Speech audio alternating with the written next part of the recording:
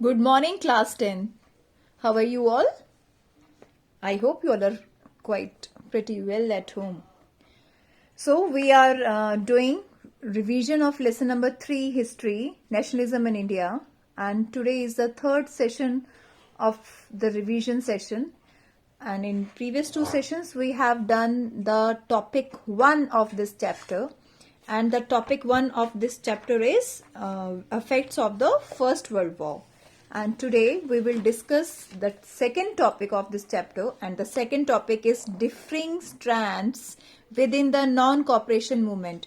Strands means one of the different aspects of something. Okay, तो non cooperation movement में भी अलग अलग एस्पेक्ट्स थे. We will discuss this in this topic. So let's take an overview of this topic. Non-cooperation movement began in January 1921. Various social groups participated, each group with its own specific aspiration movement in towns. 1921 में हमारा non cooperation movement start हुआ और अलग अलग social groups में इसने participate किया और हर ग्रुप की वेरियस सोशल ग्रुप्स ने पार्टिसिपेट किया और हर ग्रुप की अपनी अलग एक स्पेसिफिक एस्पायरेशंस थी. Thousands students left government controlled schools and colleges. Students ने colleges and schools छोड़ दिए. Headmasters and teachers resigned. Lawyers gave up their legal practices. Foreign goods were boycotted. Liquor shop picketed. Picketed means धरना लगाना, जैसे stop entry of something. तो liquor shops के बाहर धरने लगा के बैठ गए कि उस पर एंट्री नहीं होगी. Foreign clothes burned in huge bonfires. So this is the non cooperation movement. This was done by the Indians. It affected the economy of the British government. So the movement, the non cooperation movement affect the economy of the British government. Their import of foreign cloth halved from rupees 102 crore to 57 crore. Half रह गई उनकी, जो import करते थे वो foreign cloth को, वो half रह गया. In many places merchants refuse to trade in foreign goods और फाइनेंस फॉरेन ट्रेड. कई जगह पे तो व्यापारियों ने फॉरेन ट्रेड्स करना बंद कर दिया. फॉरेन गुड्स, फॉरेन सामान लेना, विदेशी सामान लेना बंद कर दिया. The movement in cities gradually slowed down. धीरे धीरे, ग्रेजुअली मतलब धीरे धीरे सिटीज में जो मूवमेंट है वो स्लो डाउन हो गया, कम हो गया. बिकॉज, क्यों? Because khadi cloth was more expensive than mill made cloth. जो खादी क्लोथ था, खादी का कपड़ा है, वो ज्यादा महंगा होता है मिल मेड क्लोथ से. And alternative Indian institutions had not been set up. देखो यहाँ पे उन्होंने स्कूल कॉलेजेस छोड़ दिए, इन्होंने लीगल प्रैक्टिस छोड़ दी, फॉरेन गुड्स को एक बॉयकॉट कर दिया, लेकिन इसके सब्स्टिट्यूट तो कोई था ही नहीं हमारे इंडियंस के पास. ये सब कुछ हमने करना तो बंद कर दिया, बट ये सब बंद करके हम करते क्या? Because we had not any other alternate और substitute against it. Alternative Indian institutions had not been set up. So students and teachers began trickling back to government schools and colleges.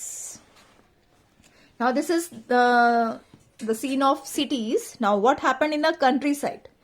Countryside joined by peasants and tribals like Awadh. Countryside means rural area, means जहाँ पे हम लोग खेती बाड़ी करते हैं and all that.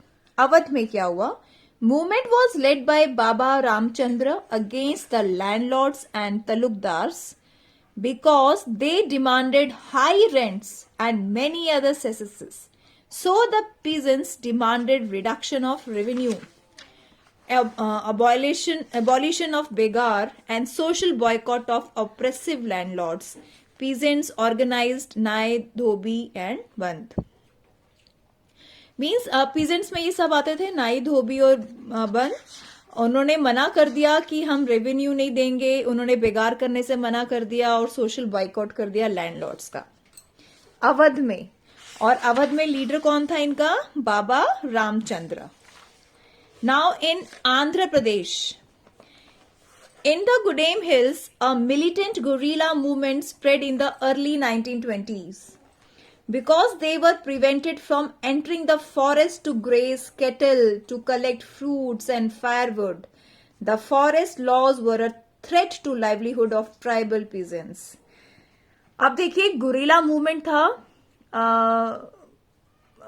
Gudem hills में, और बहुत वाइडली स्प्रेड हुआ, बहुत फैला ये. इसमें क्या था, क्योंकि इन ट्राइबल ग्रुप्स को फॉरेस्ट में जाने से मना कर दिया था. ब्रिटिशर्स ने कहा कि जो ये ट्राइबल्स हैं वो एंटर नहीं करेंगे टू ग्रेज कैटल. अपने जो उन्होंने कैटल रखे हुए थे जैसे काउ, बुफेलो, गोट्स, शीप, तो वो ग्रेजिंग के लिए वहां जाते थे फॉरेस्ट में. ब्रिटिशर्स स्टॉप दैट, बैन कर दिया गया था. इसीलिए ये मिलिटेंट गुरिल्ला मूवमेंट वहां पे फैला हुआ था अगेंस्ट ब्रिटिशर्स. और ये वहां पे फॉरेस्ट में जाके फ्रूट्स एंड फायरवुड भी नहीं ले सकते थे. तो क्या हुआ उनकी लाइवलीहुड पे बहुत बुरा असर पड़ा. When the government forced them to do begar on road constructions, they revolted under the leadership of Alluri Sitaram Raju. अब वो फॉरेस्ट में जाके अपना फायरवुड नहीं ले सकते थे, फ्रूट्स नहीं ले सकते थे, और उनको फॉरेस्ट में एंटर करने से बैन कर दिया गया था. तो दे ऑल बिकेम फ्री. तो फिर उन्हें जबरदस्ती ब्रिटिशर्स कहते थे कि आप लोग बेगार करो. बेगार करो मतलब उनके लिए काम करो एट फ्री कॉस्ट. तो तब इन्होंने मतलब रोड कंस्ट्रक्शन में उनको वो करो, हेल्प करो, और वो उसके लिए उसके अगेंस्ट कोई पैसा भी नहीं देते थे. सो अल्लूरी सीताराम राजू ने की लीडरशिप में वहां पे विद्रोह हो गया, रिवोल्ट हो गया.